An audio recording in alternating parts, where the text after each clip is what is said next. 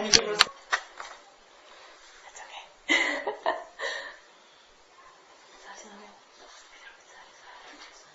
Да. Что? Oh. What? It's okay. We think we got distracted with the recorder, but we're here now. We're good. King Saul was the first king of Israel. Царь Саул был первым царем израильским. And he was the father of Jonathan. И он был отцом Иоаннафана, как мы помним. And King Saul did not like David. И Саул не любил Давида. Because he knew that David would be the next king. Потому что он знал, что Давид будет следующим царем. But Jonathan and David were like brothers. Но Иоаннафан и Давид, они были как братья. So Jonathan made this promise with David because he knew what David would be one day. Поэтому Иоаннафан делает обещание Давиду, потому что и просит его о таком же обещании, потому что он знал, кем будет Давид. So we fast forward, and now David is fulfilling this promise. Теперь мы прочитали про Мефисофея, буду читать, и Давид, он хочет исполнить свое обещание. I think David acts a lot like our Heavenly Father here. И я думаю, что Давид, он во многом тут действует как наш Небесный Отец. God is calling out, saying, "Is there anyone who belongs to me and my son?" Господь, он протягивает руку человечеству и говорит: есть ли кто-нибудь, кто принадлежит моему сыну? I want to show him kindness. Я хочу благословить их.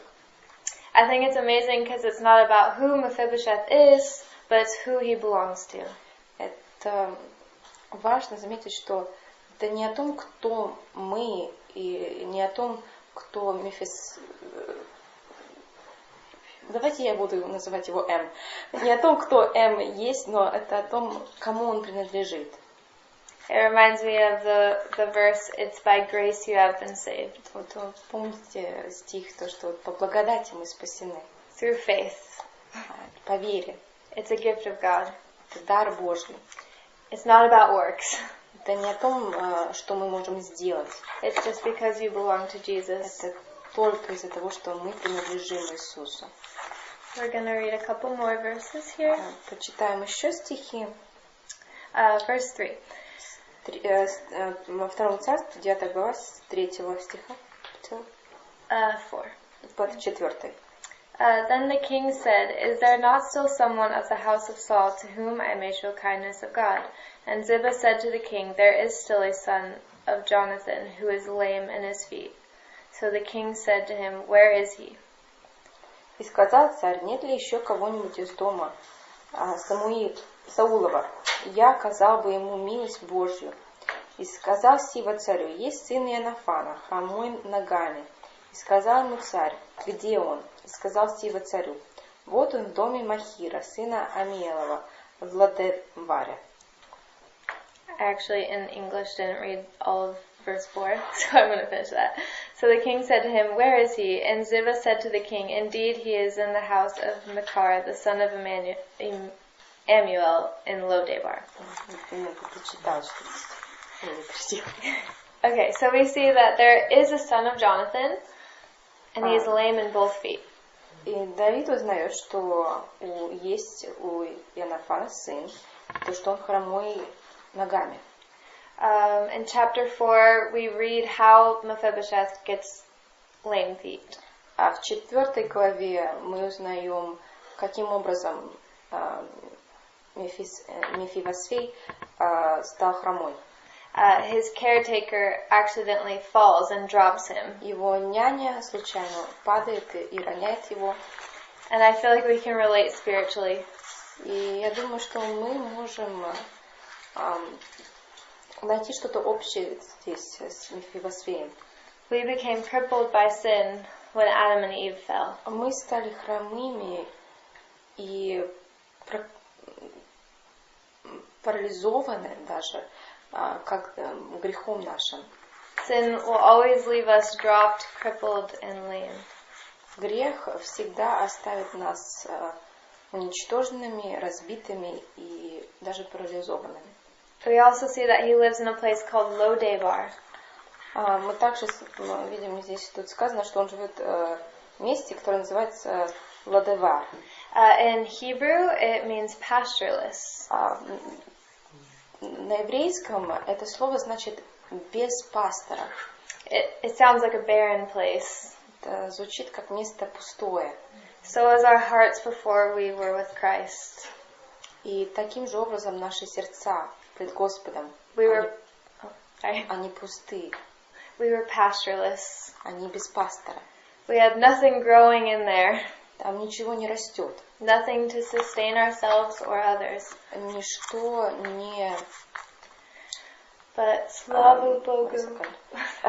Ничто не насыщает ни нас, ни других через нас. But слава Богу. Но слава Господу. God doesn't leave us pastureless. Господь не оставляет нас без пастыря. And He didn't leave Mephibosheth pastorless either. Также Он не оставляет Мефивосфея. So let's pick it up in verse 5 С 5 стиха and 6. по 6. Then King David sent and brought him out of the house of Machir, the son of Ammiel, from Lo-Debar. Now when Mephibosheth, the son of Jonathan, the son of Saul, had come to David, he fell on his face and prostrated himself. Then David said, Mephibosheth, and he answered, Here is your servant. И послал царь Давид, и взяли его из дома Махира, сына Амиелова, из Лодевара. И пришел Мефивосфей, сын Иоаннафана, сын Саулова, к Давиду, и пал на лицо свое, и поклонился царю. И сказал Давид Мефивосфей, и сказал тот, вот раб твой. Did you read that? He doesn't fear. Could you read the first sentence of 7? И давайте еще начало 7 стиха. И сказал ему Давид, не бойся. So I feel like these might have been reassuring words for Mephibosheth. Я думаю, что это очень было радостно услышать Мефивосфею такие слова от царя. Because he doesn't know about the promise yet. Потому что он не знает об обещании, которое был совершен между Иоаннафаном и Давидом. All he knows is the king has called him, and everything that he is in front of the king. Все, что он знает, что это то, что царь призвал его, и все, что он есть, он перед царем. I see a parallel with us. И я вижу здесь параллель с нами. When God calls us, all of our brokenness is before Him. Когда Господь призывает, вся наша сломленность, вся наша разбитость, она пред Ним. None of our sin is hidden from Him. Нет никакого греха в нас, который Господь не видит. But He still calls our name. Но Он все равно призывает наше имя. And He says, "Don't be afraid." И Он говорит, не бойся. And let me show you kindness. Я окажу тебе милость ради Отца твоего. So let's look at the kindness David does show Mephibosheth. Давайте посмотрим, какую же милость он проявляет. 8 and 9 and 10. Then he bowed himself and said, 10 стих. What is your servant, that you should look upon such a dead dog as I? 7, sorry. So David said to him, Do not fear, for I will surely show you kindness for Jonathan your father's sake, and then will restore to you all the land of Saul your grandfather, and you shall eat bread at my table continually. Then he bowed himself and said, What is your servant, that you should look upon such a dead dog as I? And the king called to Ziba, Saul's servant, and said to him, I have given to you your master's son, all that belonged to Saul, and all to his house. You therefore and your sons and your servants shall work the land for him, and you shall bring in the harvest, that your master's son may have food to eat. But Mephibosheth, your master's son, shall eat at my table always. Now Ziba had 15 sons and 20 servants. И сказал ему Давид, не бойся, я окажу тебе милость ради отца твоего Иоаннафана, и возвращу тебе все поля Саула, отца твоего, и ты всегда будешь есть хлеб за моим столом. И поклонился Мефивосфей и сказал, что такое раб твой, что ты презрел на такого мертвого пса, как я? Я призвал царь Сиву, слугу Саула, И призвал царь Сиву, слугу Саула, и сказал ему: все, что принадлежало Саулу и всему дому его, я отдаю сыну господина твоего. Итак, обрабатывай для него землю ты, и сыновья твои, и рабы твои, и доставляй плоды ее, чтобы у сына господина твоего был хлеб для пропитания. Мефибосфей же, сын господина твоего, всегда будет есть за моим столом. У Сива было 15 сыновей и 20 рабов. This is amazing restoration that David gives Mephibosheth. Такой возврат Мефибосфею невероятный. He gives him all that belonged to his family before David was king. Он возвращает ему все, что принадлежало его семье до того, как Давид стал царем. I think that's how God is with us. He doesn't stop blessing us by just calling our name. И так же самое с Господом. Он не прекращает благословлять нас после того, как Он призывает нас по имени. He has the ability to restore all the time we wasted in Lo-Debar. Он может восстановить все то время, которое мы потратили в Лодеваре, в пустынном месте. I see this in my life. Just all the time I wasted knowing that I should be reading the Bible and just not doing it. Например, для меня то время, которое я потратила, зная, что хорошо бы проводить время в Слове Господнем, но я этого не делала. I was just thinking about this today. I wasted so much time not reading, but then once I gave my life to the Lord, He sent me to Bible college. Просто я сегодня об этом думала, то, что я очень много упустила, не проводила времени с Господом, и когда Он меня вернул к себе, Он отправил меня в библейский колледж. And for 3 years I was just saturated with the Word of God. И целых 3 года я просто была наполнена Словом Господним. He definitely restores those wasted years. Он восстановил потраченные впустую года. I think of that with my marriage too. Я думаю об этом также в отношении моего замужества. All the bad relationship decisions I made before I was walking with the Lord. Все те плохие решения, которые я делала в отношении моих отношений с другими молодыми людьми до моего спасения. He gave me one of the most pure people you'll ever meet. В итоге Господь, Он отдал мне такого чистого человека. And I don't know if you guys have felt that restoration in your life. И я не знаю, если вы уже прочувствовали то благословение, возвращение. I encourage you to pray for it. Но я хочу поддержать вас, молитесь об этом. He just can give you exceedingly abundantly more than you ever asked for. Господь желает благословить нас стольким большим, чем мы даже можем себе представить. Could somebody read Romans 8:32? Кто-нибудь почитайте, пожалуйста, Римлянам 8 глава, 22 стих.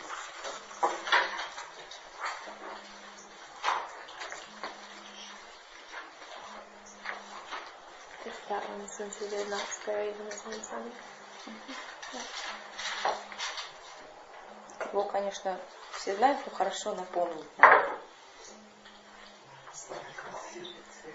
22 стих, 8 глава. Можно? Ибо знаем, что вся тварь совокупно стенает и мучится до ныне. Да? 32 стих. 32. What did I say? 22. Oh, I'm sorry. 8:32. 32. Тот, который сына своего не пощадил, но предал его за всех нас, как с ним не дарует нам и всего? Первый это был Лад. So, if it's the same verse, I just see that like Jesus died for our sins, but then He also gives us everything else. И мы вот видим тут, что это Иисус, Он не только умирает за нас, но Он дает нам все остальное, все. Okay. So then we're getting to my favorite part here. Теперь мы начнем мою самую любимую часть. Let us read 11 to the end of the chapter. Давайте прочитаем с 11 до конца главы. Then Ziba said to the king, according to all that my lord the king has commanded his servants, so will your servant do.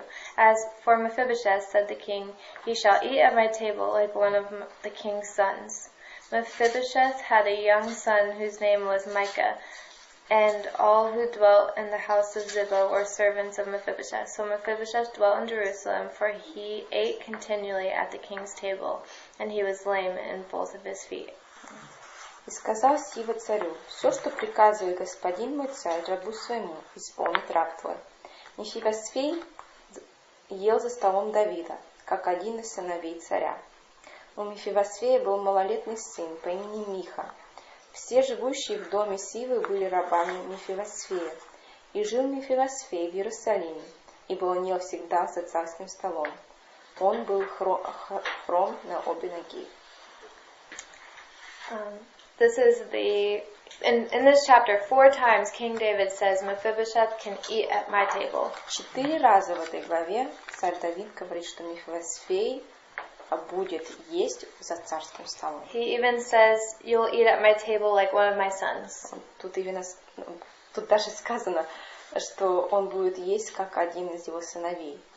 And I see that for us as well in the Lord. И это также для нас с Господом. He says, you've got a seat at my table. Он нам говорит, что мы имеем место за его царским столом. As one of my own. Как его дитя. I just love the picture of that we get a seat we don't deserve. Я просто очень люблю эту картину, что нам дается столько всего, чего мы не заслуживаем. I see there's a few things that could happen at the king's table. Есть несколько вещей, которые происходят за царским столом. At the king's table you get full with good food. За царским столом мы будем наполнены хорошей, замечательной едой, вкусной.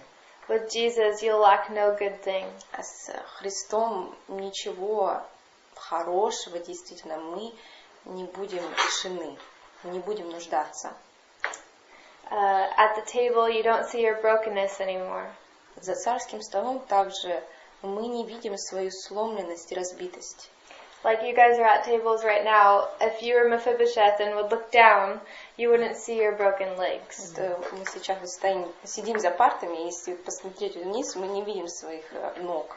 И также Мефибосфей, он когда сидел за столом, он не видел своих ног, которые были парализованы. You'd look down and just see the goodness of the king. Он смотрел на стол, и на столе было просто изобилие царя. You also get to know the king personally. Также за царским столом у нас есть возможность близко узнать царя.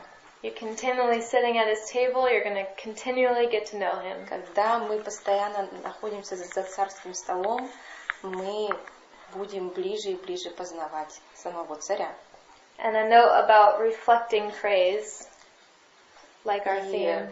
Заметка вот у нас по теме, как отражать прославление. When you know the king, you're going to reflect his praises to other people. Когда мы знаем царя, то мы будем отражать славу его, где мы будем. Imagine Mephibosheth, he's out in the town. Представьте, Мефибосфей, он там в городе гуляет. And people are talking badly about the king. И там израильтяне какие-нибудь там начинают говорить что-то нехорошее по поводу царя. Saying things that aren't true. Говорить вещи, которые неправда. He'd be able to say, no, I sit with the king every day. Мефибосфей мог сказать, нет, я сижу с царем каждый день. I know his personality. Я знаю его характер. I know his heart for you. Я знаю его сердце по отношению к вам. I know who he is. Я знаю, кто он. That's how we can be out in the world too. И также и мы в этом мире. When we spend time with Him, we'll say, I know Him. Когда мы проводим время с Ним, мы можем сказать, я знаю Его. And we'll reflect His praises naturally. И мы будем естественным образом прославлять Его, говоря правду о Нем посреди других. Jesus said this about worship. Иисус сказал следующее о прославлении. There is coming a time that now is. Придет время, которое уже грядет. That people won't worship me here or there. Когда люди не будут меня прославлять там или здесь. But in spirit and truth. Но они будут меня прославлять в слове и в духе. That phrase is always a bit of a mystery to me. Эта фраза всегда для меня была немножко непонятной.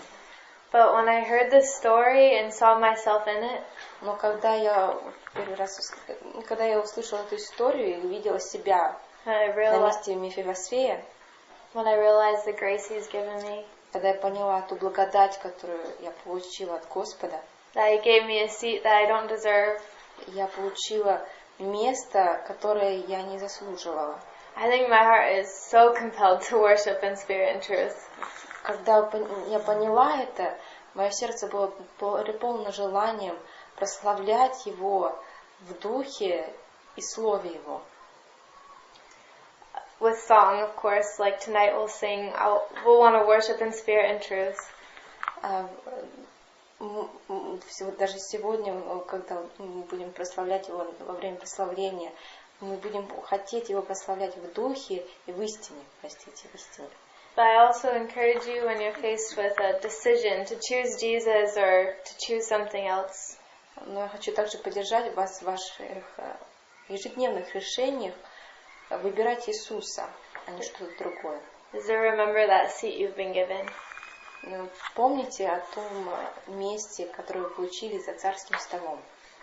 The kindness you've been showed. Вспомните ту милость, которую вы познали от Господа. I just want to add one more little thing. Добавлю еще одну вещь. I don't know the extent to Mephibosheth's brokenness. I mean, we know both of his legs were broken. Мы не знаем, насколько Мефибосфей был разбит, насколько у него ноги не могли функционировать. We do find out he has sons, so. Мы здесь узнаем, что у него был сын, значит, у него организм мог функционировать. But I wonder if he was carried to the table. Но мне интересно, может быть, его приходилось носить к царскому столу. I imagine at least when he was older, he probably was carried to the table. Наверняка, точно когда он был в летах, его приходилось носить к столу. And if we're weary and don't feel like going to the table, если мы устали и не так уж сильно чувствуем, что мы хотим вставать и идти к царскому столу, читать Его Слово иногда, we can ask Jesus to carry us to the table. Мы можем попросить Иисуса, чтобы Он взял нас на руки и привел нас к царскому столу. I don't know if that's encouraging to you guys tonight, but just remember, He will carry you to the table if you're weary. Хочу поддержать вас в этом, то что помните, что Он пронесет вас к себе, если вы попросите, когда вы не чувствуете и желание и чувствуете себя уставшими. So that's kind of the end of what I saw in Mephibosheth. We're ending a little early. Это как бы все. Что мы заканчиваем чуть-чуть пораньше. But I feel like it's such a rich chapter. I want to know, did the Lord show you guys something that I didn't bring out? Но это вот такая глава насыщенная. Мне интересно, может, Господь, сейчас вот мы читали, открыл вам что-нибудь еще для вас через это. There's a lot in there. Очень много там можно найти поддержки. Чего-то прям, еще добавить я не могу, но я могу точно сказать, что я прям вообще никогда не думала вот со стороны, что когда мы сидим за столом, как он сидел, не видно было его ног. То есть, когда мы приходим к Богу, то не видно наших каких-то вечности, нашей души. Вот в этом, то есть вообще удивительное сравнение для меня. То есть это прям как вау. I don't know if I can add anything to this, but the thought of when we sit at the table of God, that He doesn't see our brokenness, that and our iniquity is just like wow. That's a parable she has never thought of. Об этой истории вот с этой стороны. Like it's a different view to the story. It's a beautiful one. Мне здесь еще понравилось вспоминание малолетнего сына по имени Миха. То есть милость к Иоанну перешла на его сына Мемфисея и на его сына, на Миху тоже. То есть поколение на поколение. Да. Saying that it's beautiful here that the grace of God here extends not only to Jonathan's son, but also to his grandson. Когда про характер Бога, там тоже он говорит, Господь, я многомилостливый и благословляющий в 1000 родов. Like it says that God says that I am a merciful God of many mercies, and I extend my mercy upon many generations to come. That's really cool. We can pray that for our families too. Yeah. Да, это, кстати, то, о чем мы можем молиться за наши семьи. Thank you, Josie. I've never seen it that way. And when you made this presentation on this chapter, it was so eye-opening. Things that I never thought about. Да, очень по-другому посмотрели мы на эту историю. Очень близко к нам настало. Я обычно ее читала просто как данность. Они заключили вот такой договор, вот так вот он обещал, он исполнил обещание, Давид молодец. Есть там. I've always read the story like, David made a promise, he fulfilled the promise, good job, David. That's all. Просто реально, это как каждый раз читаешь Библию, каждый раз в новом стихе в каком-то можно найти столько всего нового. Библия удивительная штука. It's amazing how much we can glean from the Word of God. It seems like just a story and it becomes so personal. Я сегодня ехала утром с сестрами в автобусе, у нас там небольшая авария случилась, и нас пересадили в другой автобус, и как все там, кто-то переживал, кто-то смеялся. А мы в это время были заняты разговором вообще, размышлениями о сестринстве, и как-то не замечали ни аварии, как нас пересаживали. И они своим поделились. А вы, я сейчас скажу, немножко, может быть, глупую вещь, что вы не поверите, но я понимаю, что вы поверите. Можно я переведу быстренько? Да. So she got here just today, and they were taking the bus, and they got into an accident. They had to be transferred to a different bus. But in the midst of it all, her and a couple other ladies were coming. And they were talking about sisterhood and just sharing. In the midst of it, they didn't really even notice about the whole accident and everything. But she wants to share something that we might not even believe. И они поделились со мной, своим, а я им сижу и вот так на них смотрю. Я говорю, знаете, дорогие, а мне сегодня ночью просто меня Бог поднял, я плакала, то есть я проснулась от того, что я во сне плачу. В прямом смысле этого слова. Были причины для этого. Я плакала и проснулась. И сама своими же устами говорю, достаточно тебе благодати, которую я тебе дал.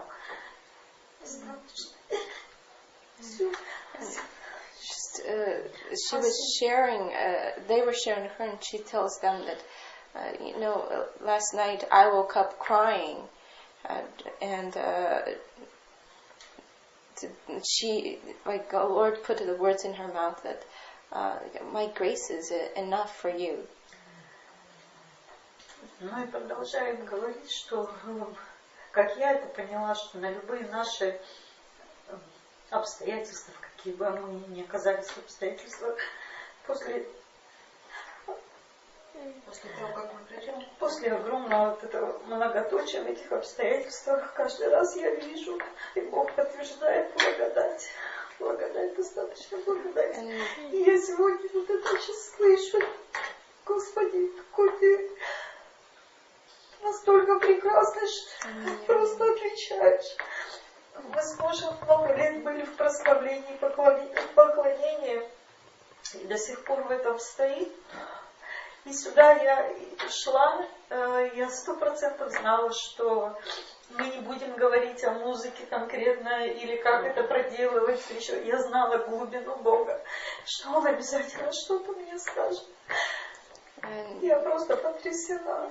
It's just amazing how, like, after the Lord spoke that to me this morning, night, like He continues to speak about grace and just His, like what we were talking about. He didn't just save us; just so much more He has for us, and His grace is so abundant towards us, and it's just overwhelming and amazing. That's why she's crying, because the Lord's so beautiful.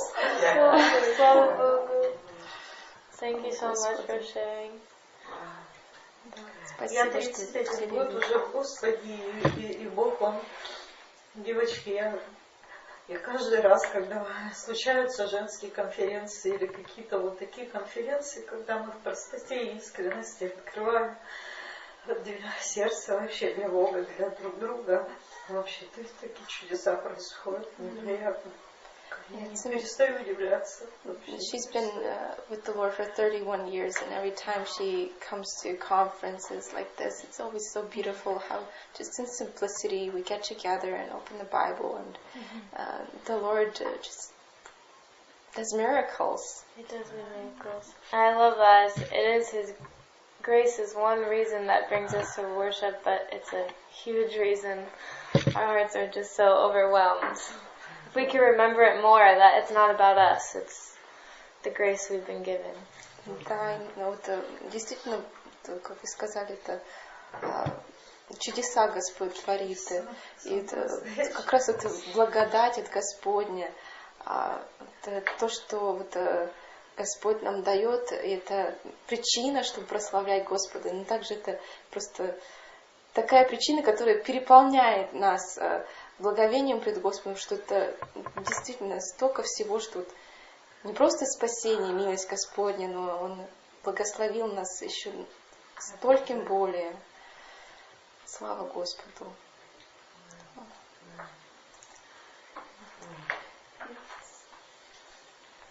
Shall I pray? Давайте помолимся. Can we just come closer, actually? Давайте кружочек сделаем.